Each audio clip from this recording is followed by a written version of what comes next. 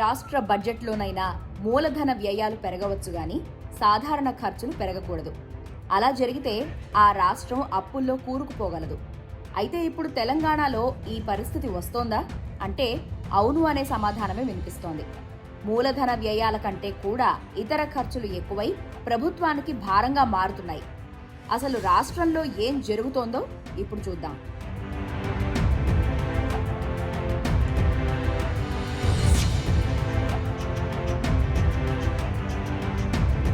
తెలంగాణ రాష్ట్రంలో నెలవారీ జీతాలు, పెన్షన్లు చెల్లించడంపై తీవ్ర దుమారాన్ని రేపుతున్నాయి. కేవలం రాష్ట్రంలో నెలవారీ జీతాలు, పెన్షన్లు చెల్లించడం కోసం ఏకంగా 6,000 కోట్ల రూపాయలు ఖర్చవుతున్నాయన్న ప్రభుత్వ లెక్కలు ఇప్పుడు దేశవ్యాప్తంగా తీవ్ర చర్చకు దారితీసింది. 2014లో తెలంగాణ రాష్ట్రం ఏర్పడినప్పుడు 1,600 కోట్లుగా ఉన్న పెన్షన్లు, జీతాల బిల్లు గత 10 ఏళ్లలో 4 రెట్లు పెరిగి ఇప్పుడు 6,000 కోట్లకు చేరుకుంది. ఈ విషయాన్ని రాష్ట్ర ప్రభుత్వ ప్రధాన కార్యదర్శి కె రామకృష్ణారావు వెల్లడించారు.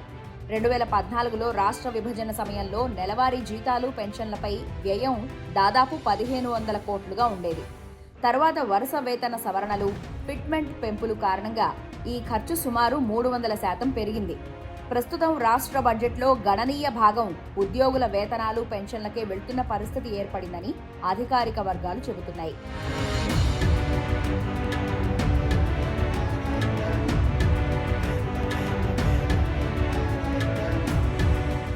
అధికారుల లెక్కల ప్రకారం విద్యుత్ శాఖలో ఉద్యోగులకు అత్యధిక వేతనాలు చెల్లిస్తున్నారు.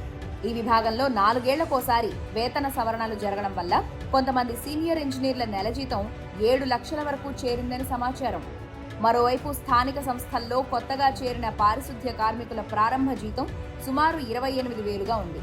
సుదీర్ఘ సేవలు, ప్రమోషన్లు, అలవెన్స్లు కలిపి కొంతమంది సీనియర్ పారిశుద్ధ్య సిబ్బంది వేతనం 70,000 దాటుతున్నట్లు స్థానిక నివేదికలు సూచిస్తున్నాయి. చాలా కాలం సేవ అనంతరం కొద్దిమంది ఉద్యోగుల జీతం 2 లక్షల వరకు చేరిన ఉదాహరణలున్నాయని అధికారులు చెబుతున్నారు. అయితే ఇవి సాధారణ స్థాయి వేతనాలు కావని, ప్రత్యేక పరిస్థితుల్లో మాత్రమే సంభవిస్తాయని అధికారులు స్పష్టం చేస్తున్నారు.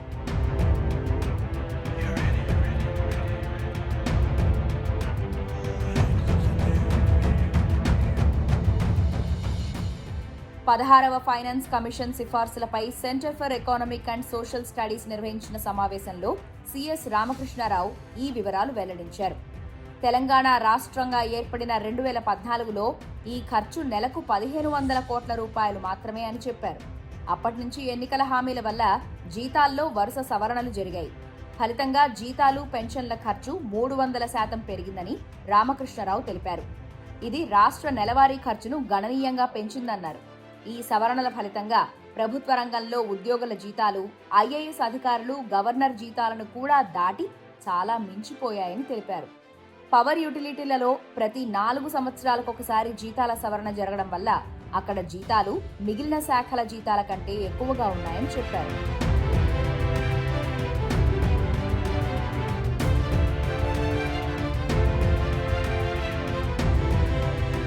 ఎంట్రీ లెవెల్ మున్సిపల్ సిబ్బంది నెలకు సుమారు 28,000 సంపాదిస్తుంటే 30 సంవత్సరాల సేవ పూర్తి చేసిన డ్రైవర్లు లేదా పారిశుద్ధ్య కార్మికులు నెలకు 1,00,000కు పైగా సంపాదిస్తున్నారని తెలుస్తోంది.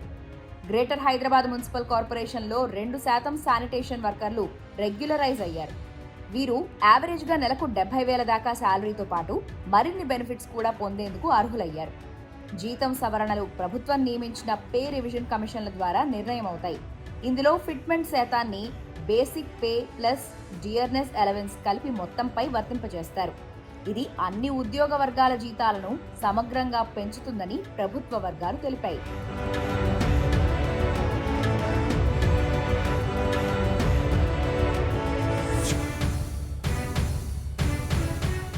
ఇక రాష్ట్ర వ్యయ నిర్మాణం కూడా ఆందోళన కలిగిస్తోంది. రాష్ట్ర ఏర్పాటు తర్వాత దాదాపు 15 లక్షల కోట్ల రూపాయల వ్యయం జరిగితే అందులో సుమారు 12 లక్షల కోట్ల రూపాయలు జీతాలు, పెన్షన్లు, రుణాలు, వడ్డీలకు వెచ్చించినట్లు అంచనా. అభివృద్ధి, మౌలిక సదుపాయాలపై కేవలం 3 లక్షల కోట్ల రూపాయలే ఖర్చు కావడం గమనార్హం.